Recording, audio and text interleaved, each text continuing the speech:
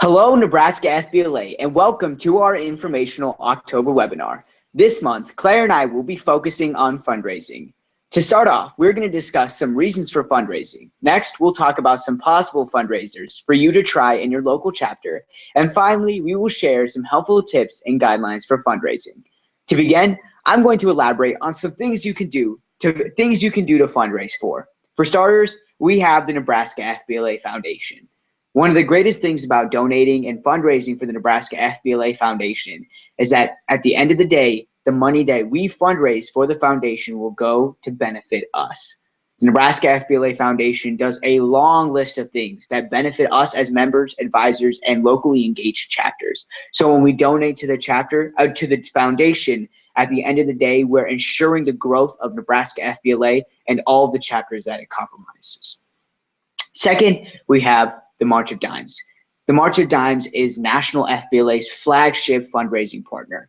The March of Dimes does amazing things to work day in and day out to make sure that babies that are born preterm can develop and grow to be healthy and successful babies. The March of Dimes is an organization that was funded by President FDR to fight polio, and it now works on developing new technologies in the health field to ensure the health of premature babies. By donating to the March of Dimes, we are ensuring the continued growth of America as a country, and I think that is important that as a premier chapter, like state chapter like Nebraska FBLA, and as actively involved local chapters, that we donate to the March of Dimes. But outside of just some more philanthropic gestures that we can do with fundraising, you can also raise money to fund for state and national conferences. Just to name two, we have the State Leadership Conference that will be held in Omaha in April. We also have the National Fall Leadership Conference that will be coming up soon in Omaha, actually, in November, and the National Fall Leadership Conference that will be in Atlanta the National Leadership Conference that will be in Atlanta this year. These conferences by no means are cheap, but they're definitely wonderful opportunities to grow as leaders and people who are, wanting to pursue careers in business. So if we are able to fundraise to help ease the burden of some of these conferences, it allows us to access all of the opportunities that FBLA presents to us. Additionally, you can fundraise for other miscellaneous events, whether it be supplies for fundraisers, snacks, or local chapter meetings. Say you want to throw an officer installation banquet, or at the end of the year have a banquet or a ceremony where we commemorate officers, leaders, or just members in general.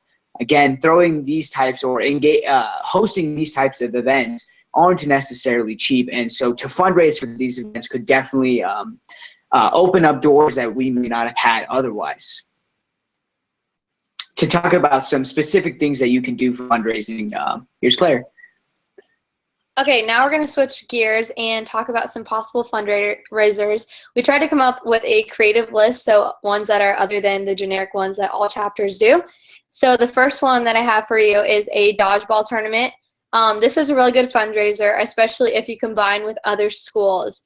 Charge a team fee of $5 to $10, or you could do $1 per team member, and then come up with rules a day and then make a bracket.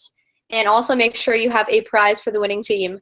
It's really easy to do and super fun.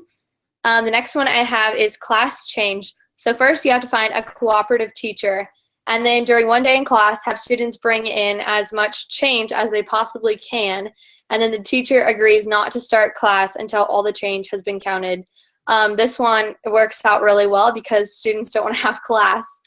The third one is pie in the face. So first you have to survey teachers in school to find your participants. And then what you do is make jars for teachers with their name or picture on them, and then either sell tickets or have people put money in the jars. And then the teacher with the most money in their jar gets pied in the face. The next one is flocking. So this one is where community members pay your chapter to pull a prank off, or to pull off a prank on their friends or family. So in this case, since it's called flocking, you're going to put plastic flamingos on someone's lawn in the middle of the night. And then the next night, your group removes them and places them on another person's lawn that got the order. And then you can also sell flocking insurance for a set fee so that people won't ever have the flock in their yard. Another one is crush for crush. So this one is students or teachers buying Crush Pop for their significant other, which would be cherry flavored, their best friend, which would be grape, or their crush, which would be orange. And then they're delivered anonymously on Valentine's Day, and you could charge like $1 or $2 for that one. And then if the people want to figure out who sent it, then they have to pay an additional, $1 or $2. And then the last one I have is writing a letter to a local business near your chapter, asking them to support the chapter members. And then the letter needs to say why it's important for FBLA chapter members to go to their conferences and what's in it for the business owners when they do. And then also just like saying thanks for them for being a business leader in the community, maybe inviting them to come speak at a chapter meeting or something like that. That also could go along with Connect with Business. Now Ojus is going to share some helpful tips and guidelines for fundraising.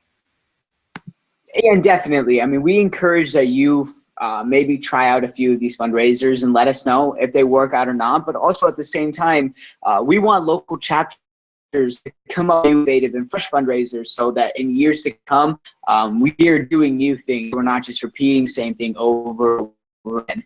But part of that process is making sure that we can plan as local chapters, as officers and members, effective fundraising.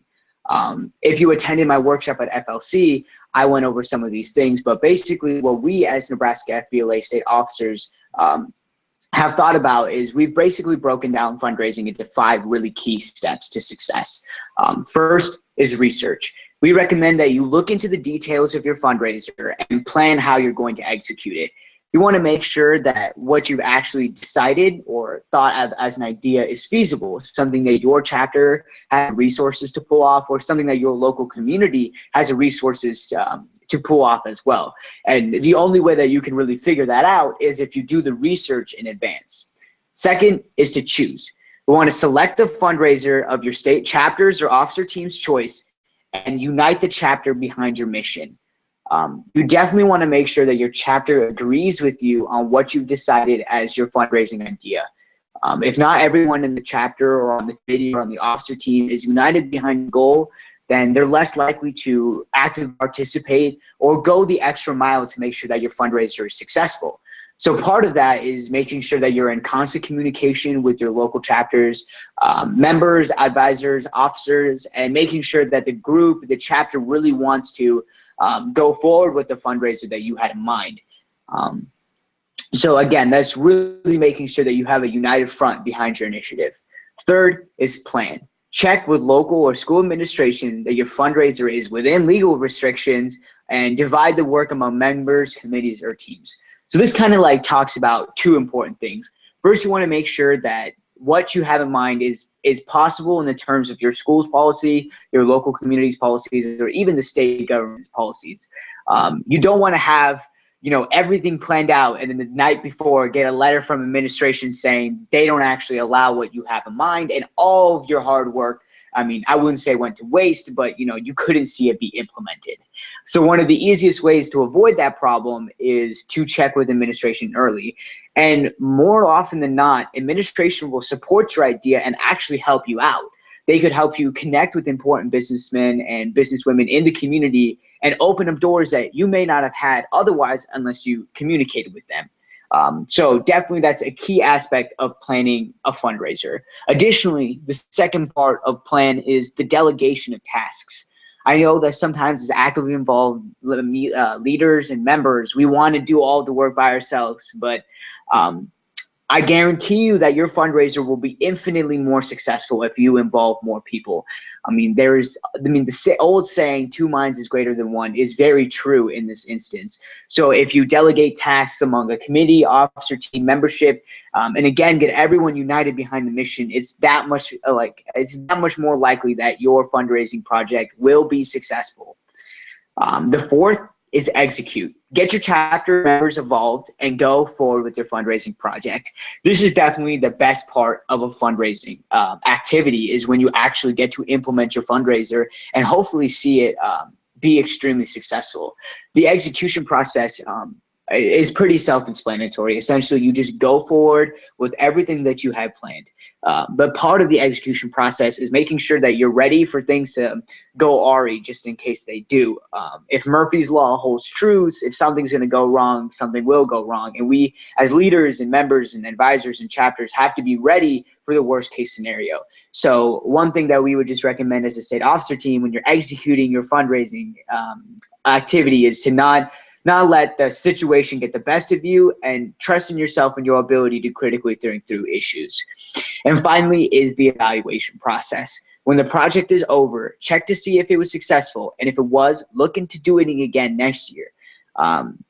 You always want to be reflective on your fundraising projects and whether or not they were successful and whether or not you got out of it what you expected. Because if a fundraiser didn't work well one year, and if everything that you did you thought was the best of your abilities, then we would recommend maybe trying something else new next year. But if something that you work hard on turns out to be exceptional, there's no reason that you shouldn't try it again next year.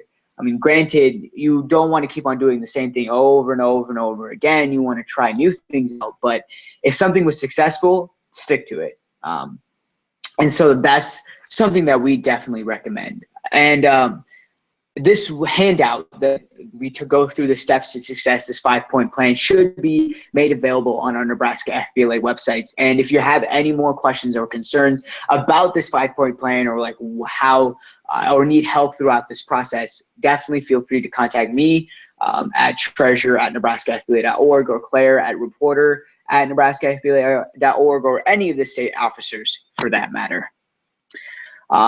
That's all we had today when the discussion on fundraiser. We didn't have any questions posed to us.